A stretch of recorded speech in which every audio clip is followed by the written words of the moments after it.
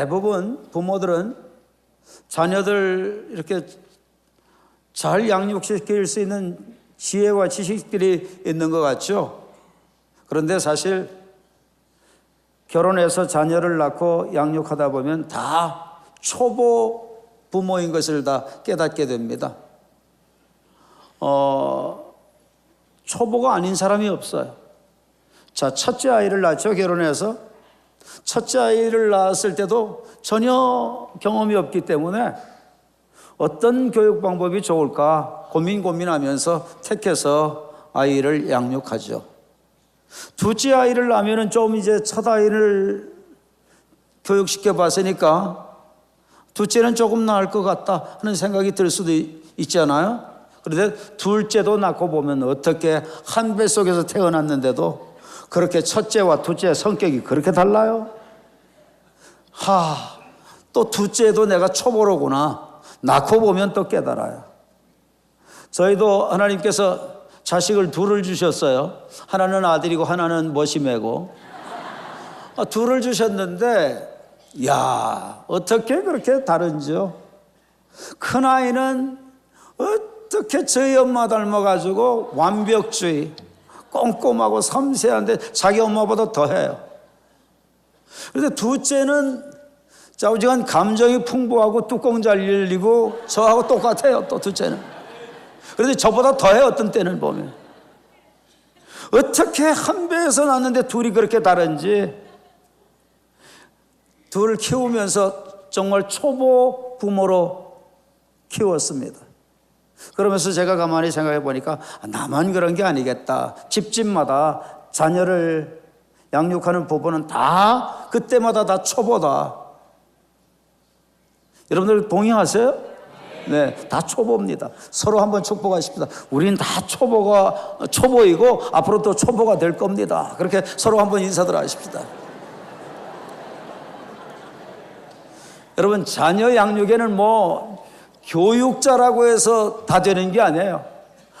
상담학을 전공했다고 심리학을 전공했다고 자녀들 잘 양육할 것 같죠? 남들은 상담 잘하는데 자기 아이들은 안 되더래요.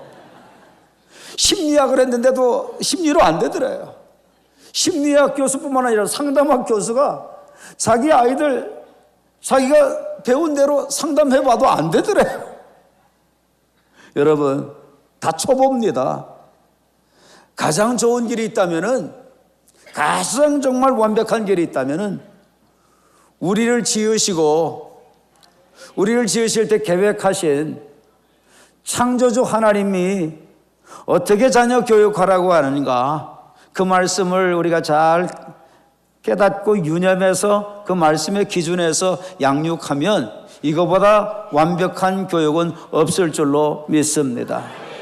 여러분, 하나님의 방법대로 양육하는 지혜로운 부모님들 되시기를 바라고, 지혜로운 어르신들 되기를 바라고, 지혜로운 우리 또 미래의 부모들 다 되기를 바랍니다. 자, 그런데 우리가 자녀 양육에 있어서 아주 놓치고 있는 게 있어요. 오늘 이 본문은 그것을 대답해 주시는데, 여러분들 이 본문을 읽으시면서도 이 본문에서 여러분들 못 찾을 수가 있어요. 무엇을 우리가 놓치고 교육하는 줄 아십니까? 우리는 우리 자녀들 양육할 때 우리 자녀들 주로 누구에게 맡겨서 양육하죠? 학교에 맡겨서 양육합니다. 그리고 또 누구에게 맡겨서 양육하나요? 학원에 맡겨서 양육하죠. 또 그리고 어떻게 양육하나요? 또 개인 지도 받게 해서 이렇게 또 양육하기도 하죠. 그런데 그 양육은 사람을 만드는 양육일까요? 아니면 이 다음에 먹고 사는 어떤 수단과 방법을 배우는 그런 양육일까요? 이 땅을 살아나가는 어떤 생계 수단으로서의 양육일까요? 아니면 인간 만드는 양육일까요? 여러분 한번 곰곰이 생각해 보시기를 바랍니다. 그런데 우리 하나님은 뭐라고 말씀하는 줄 아십니까? 오늘 말씀 보십시오. 한번 같이 보세요. 에베소서 6장 4절을 보니까 딱 자녀 양육을 시작할 때 누구에게 권면합니까? 학교 선생님에게 맡기는 것으로 권면하나요? 교수님에게 맡기는 것으로 권면하나요? 학원 선생님에게 맡기는 것으로 권면하나요? 아닙니다. 또 아비들아, 아비들에게 자녀 양육을 주님은 말씀하고 계세요. 자기가 낳은 자녀, 자기 부모들이 책임의식을 갖고 부모들이 자녀들을 양육해야 된다, 그렇게 말씀하는 겁니다. 여기에서 보니까 또 아비들아 그랬잖아요. 또 아비들아. 이 아비들아 그랬으니까 자녀 양육은 아버지에게만 책임이 있겠구나. 아닙니다. 이 말씀은 원어에서 살펴보면은 이 아비들이라고 하는 이 말을 원어에서는 보호자라고 하는 뜻을 또 포함하고 있어요. 그리고 부모라고 하는 뜻을 포함하고 있어요. 그래서 다른 버전에 보면은 아비들아 이렇게 표현하지 않고 부모들이라고 표현을 하고 있어요. 그러니까 여러분들 분명히 이 아비들이라고 하는 말의 의미를 잘 우리는 이해를 하시면서 자녀의 양육은 누가 책임져야 되느냐? 하나님은 누구에게 위임하셨느냐? 아비들에게 위임하셨다는 것 여러분들 꼭 명심하시고, 자녀들 낳기만 하면 되고 그저 학교에다 맡기기만 하면 되는 줄 아는데 중요한 교육은 부모가 해야 된다. 가정의 어르신들이 해야 된다. 할머니 할아버지들이 하셔야 된다. 보호자가 해야 된다. 여러분들 꼭 깨닫게 되기를 바랍니다. 다시 한번 서로 쳐다보시면서 축복하십시다. 자녀들은 남에게 맡기면 안 됩니다. 우리 부모들이 하셔야 되고 보호자가 해야 됩니다. 여러분 오늘 말씀도 보면은 우리 하나님께서는 자녀들을 양육하는데 누구에게 부탁해요? 부모님들에게, 보호자에게, 가정의 어르신들에게. 그러니까 여러분들 가정의 어르신들 매우 책임이 큽니다. 깨닫게 되기를 바랍니다. 여러분들 성경에서도 보면요, 모세 같은 인물이 어떻게 나오죠? 그의 어머니 요게벳을 통해서 주어지죠. 또 사무엘 같은 지도자가 어디에서 생겨지나요? 어머니 한나의 눈물 어린 기도를 통해서 나오죠.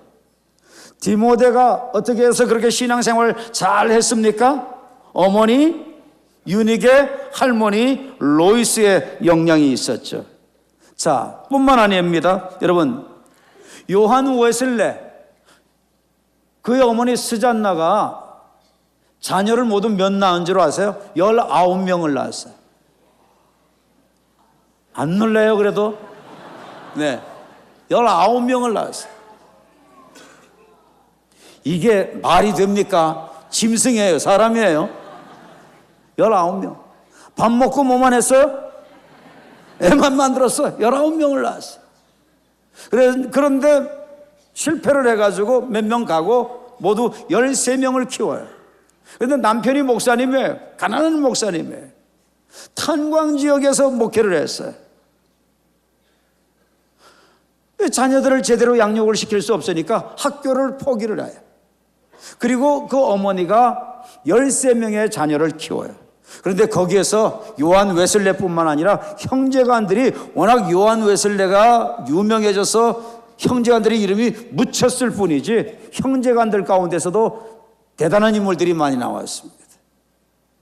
여러분, 학교도 못 보냈는데, 집에서 독학을 시켰는데, 그런데 그렇게 영국을 살리는 지도자가 나오게 된 거예요. 세상 교육이 어느 정도 영향은 좋겠지만은, 그러나 결정적인 교육은 하나님의 교육이었어요. 자, 여러분 본문을 보시면, 자, 또 아비들아, 너희 자녀를 어떻게 하지 말고, 노엽게 하지 말고. 자녀 훌륭하게 키우려면 먼저 부모들이 훌륭한 부모가 돼야 되는데, 어떤 부모가 돼야 되느냐? 자녀들 양육할 때 감정을 절제하고 다스릴 수 있는 부모가 돼야 자녀를 제대로 양육할 수 있다는 거예요. 여기에서 자녀를 노엽게 하지 말라 그랬죠. 무슨 말씀이에요? 저 말씀은 원어적인 의미는 자녀들에게 실족하게 하거나 자녀들에게 상처를 주거나, 그래서 자녀들이 반감을 갖거나 반항심을 갖게 하거나 그렇게 해서 자녀들이 빗나가게 해서는 안 된다는 거예요. 이 에베소서의 말씀을 비슷하게 적고 있는 성경이 골로새서입니다. 골로새서에서는 이 부분을 뭐라고 하는 줄 아십니까? 자녀들을 노엽게 하면은 낙심하게 된다. 낙심하게 되니까 자녀들을 노엽게 하지 마라. 내가 감정적인 어떤 화풀이, 내 스트레스를 발산하기 위한 방편으로 자녀에게 함부로 감정을 쏟아내지 말라는 거예요. 그렇게 되면 자녀들은 어떻게 되느냐? 자녀들은 기가 꺾이고 좌절하고 실망하고 상처받아서 끝내는, 낙심하고 주저앉는다는 거예요. 여러분들, 나는 자녀들 양육할 때 자녀들을 노엽게 양육해 보지는 않으셨나요? 되게 조용한 거 보니까 해당되는 분들이 많은 것 같아요. 네. 저도 사실 자녀들 키우면서 제 부모님들이 좀 엄격하신 분이었어요. 그래서 자녀들에게 굉장히 엄하게 했어요. 3번 정도 잘못하고 나면 4번째는 그때는 매다. 그래가지고 3번 딱 어기면 그 다음에 매들었어요. 매들었지만 사실 어떤 부모가 자식들 죽도록 팹니까? 사실 세게 치는 것 같아도 다 할 때는 살살 됐어요. 네. 그냥 교육적인 의미로만 그렇게 했어요. 그런데 이번에 그 미국 총회 가가지고 이제 그 큰 아들은 캐나다에, 작은 아들은 캐나다에 있어요.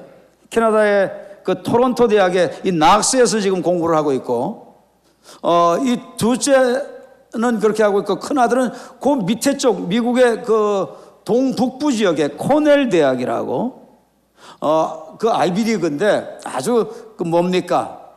유수한 그 자녀들을 많이 보내고 거기에 좋은 뭐 교수들, 좋은 인재들이 굉장히 많아요. 거기에 가서 교회를 개척해 가지고 그들 대상 엘리트 사역을 하고 있어요. 지금 개척한 지 몇 개월 안 되는데 지금 신자가 한 40여 명 돼요. 다 신자들이 다 거의 다 박사들이에요. 자, 그런데 이제 두 아들 가정이 뭐 목회를 하다 보니까 함께 만날 수가 없어요. 그래서 10여 년 만에 처음으로 두 아들 가정하고 이번에 만나게 됐어요. 남의 집 좋게 되니까 아멘도 안 나오고. 참 감격이 되더라고요. 어떤 사람이 알겠어요? 이렇게 큰 교회 목사가 10여 년 만에 온 가족 처음으로 만났다는 거를. 믿어집니까? 여러분들이 제가 그렇게 사는 것도 모르고 여러분들은 우리 교회 신자라고요. 예. 온 가족이 함께 다 만나게 되니까 참 만나기 전날 잠이 잘 안 오더라고요. 미국에 이제 총회를 하러 가서 이제 큰 아들도 총회 장소에 오고 작은 아들이 있는 지역으로 오고 해서 이제 다 같이 만났는데, 첫날 이제 화요일 날 제가 가가지고 총회 참여하고 또 거기에서 모든 목회자들과 가족들 대상으로 영적 집회를 해주었어요. 그리고 이제 가족들이 다 모여가지고 5월 첫 주 돼 가니까 이제 가정 얘기들 할 거 아니겠어요? 그런데 세상에 큰아들이 자기는 둘째에게 본이 되기 위해서 굉장히 노력을 했는데 무조건 가정의 교육은 큰아들부터 잡아야지 된다고 해서 자기는 어릴 때 뒤지게 많이 맞고 자랐다는 거예요. 내가 상처가 되더라고요. 그래서 제가 그랬어요. 야, 나는 사실 너 때릴 때 3번 넘게 되면 내가 너한테 매댈 때 굉장히 무섭게 아프게 치는 것 같이 해도 실제 네 몸에 닿을 땐 내가 살살 됐다. 너 좀 아버지 심정 좀 이해를 좀 해라. 그랬어요. 세상에 부모하고 자식은 서로 몰라. 자식들은 부모 마음 몰라요. 난 세게 안 때렸는데 세게 때렸다는 거예요. 사실 자녀들 어릴 적에는 부모 이런 마음을 모르니까 사실 목사의 자녀들이고 목회자 집안이니까 어떤 때는 신자들이 알까 해서 쉬쉬쉬쉬하고 말도 못하고, 이 큰아들은 별로 실수 없는데 작은 아들은 감정이 또 뭐 저 닮아가지고 뚜껑 열렸다 그러면 안 보이니까, 그래서 저한테 좀 이 매를 좀 몇 번 이렇게 맞게 됐어요. 근데 작은 아들은 사실 때리려도 얘는 감성이 풍부해가지고 매 들면 그때부터 바로 죽어요. 무릎 꿇고 그냥 싹싹 빌고 뭐 안 그러겠다고 그러고, 그래서 사실 몇 번 대본 적이 없는데 자기도 또 되게 많이 맞았대네. 억울한 건 부모더라고요. 여러분, 자녀 손들이요, 부모들 좀 입장을 이해해 주시고 헤아려 주시기를 바랍니다. 우리는 때리는 것 같아서 실제는 안 때려요. 두 자식들이 다 되게 맞았대. 근데 제가 딱 기억이 나는 게 있더라고요. 제가 뭐는 많이 했느냐? 야단은 많이 쳤죠. 어릴 적엔 말을 좀 듣더라고요. 고분고분. 좀 커지니까 말을 잘 안 들어요. 제가 화도 내고 뭐 매도 되고 그러다 보니까 이제 더 커졌어. 이제 내가 매 대다 보면 제 손을 딱 잡고 아버지 왜 그러십니까? 고정하옵소서 그럴 것 같아. 그래서 이 단계에서는 내가 매를 안 대야 되겠다. 힘으로 하면 내가 안 되니까, 밀리니까. 그래서 이제 그때부터는 말로 이제 한 거예요. 그런데 말로 자꾸 야단치니까 작은 아들이 집에 들어오는 게 점차 어때요? 우리 집에는 이제 아버지가 10시 이후에는 안 된다. 그런데 11시에도 들어오고 12시에도 들어오고 12시 넘어도 들어오고. 참 목회하면서 신자들에게 이제는 뭐 다들 잘 됐으니까 그러지, 예전엔 말도 못해서 창피해서 다른 집에 비하면 그렇게 속썩이는 건 아니었지만 목회자의 가정으로서는 모델이 못 되는 거예요. 신자들이 자식들 때문에 아파하고 괴로워하면 저도 참 그렇게 눈물 나고 남의 일 같지 않고, 내 뱃속에서 우리 뭐 나왔다고 해도 지 애미도 뭐 어떻게 못 알고, 이 자꾸 야단치다 보니까 자꾸 거리가 멀어지는 거예요. 간격이 벌어지고. 그런데 이러다가는 자식을 잃겠어요. 빗나가 버리겠어요. 그래서 하나님께 간절히 눈물로 기도하는데 하나님이 제게 영감을 주시더라고요. 이제 아버님, 어머님 산소에 성묘하러 가는 것을 D-Day로 잡게 하나님이 마음에 지혜를 주시더라고요. 저희 부모님들은 너무 성자처럼 사셨어요. 인간으로서 어떻게 저렇게 구별되게 거룩하게 깨끗하게 사시나 하실 정도로 그렇게 사셨어요. 그래서 우리 온 가족들이 다 부모님을 다 존경하고 그러죠. 아버님, 어머님 산소에 가서 이제 성묘를 하고 벌초를 하고 가족들이 다 모여서 이제 예배를 드리고, 막내 아들 기도하고 지형 기도하고 그다음에 자기 애미 기도하고, 근데 제가 이제 기도할 차례. 기도하려고 하는데 얼마나 제 마음이 막 북받쳐 오르는지요. 자식들하고 함께 성묘하러 가면서 차 안에서 분위기는 어땠을 것 같아요? 냉랭하고 아주 분위기 싸했죠. 그러고 가서 이제 성묘하면서 벌초 다 끝내고 가족들하고 이제 함께 기도하는데 제 차례가 됐는데, 기도하려니까 제가 너무 부끄러운 거예요. 내 부모님은 너무나 정말 본이 되게 사셨는데 나는 그렇지를 못했고, 까닭에 내가 자식들에게 아픔을 얼마나 주었으며 얼마나 상처를 줬고, 그 까닭에 이 아이들이 이렇게 거리가 멀어지는 것 같고, 그런 것을 생각하면서 기도를 하니까 막 가슴이 막 욱하고 올라오더라고. 벅차가지고. 참고 견딜 수가 없어서 기도하다가 흐느꼈어요. 하나님, 제 부모님들은 저희들을 위해서 아주 본의 되게 사셔서 존경의 대상이 됐는데 저는 그렇게 살지를 못했습니다. 자식에게 본이 되지를 못했습니다. 감정관리도 제대로 못했습니다. 저 때문에 제 자식들이 얼마나 고통과 괴로움 속에 사는 날이 많았겠습니까?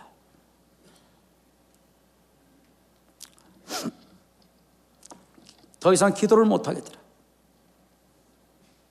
울다가 또 기도를 이어서 하다가 또 울다가 또 기도를 이어서 하다가 나중에는 막 통곡을 했어요. 부모로서 자식에게 잘못한 것을 잘못했다고 말하는 게 그렇게 힘들고 어렵더라고요. 그 못난 자존심 때문에. 그러나 자식 살리는 게 중요하고 바로 잡는 게 내 자존심보다 더 소중하기 때문에 엉엉 통곡하면서 하나님께 내 자식들 내가 감정관리 잘못해서 상처 준 것을 용서해달라고 그렇게 기도했는데 저만 울었을까요? 저희 가족도 울고 큰 아들도 울고 작은 아들도 울고 다 넷이 엉켜서 부둥켜 안고 엉엉 울었어요. 그리고 난 후에 우리 가정에 회복이 오게 되었어요. 자녀 문제가 해결되게 되었어요. 저하고 거리를 두던 삶이 이제는 살갑게 다가오게 되어졌어요. 막혀진 담이 허물어지게 되었어요. 여러분, 자녀, 아비들아, 너희 자녀를 어떻게 하라고요? 노엽게 하지 마라. 우리 학생들 상담을 해보거나 또한 교육자들을 통해서 부교육자들을 통해서 이렇게 들어보면요, 부모들 때문에 상처받고 고통 겪는 아이들 제법 많습니다.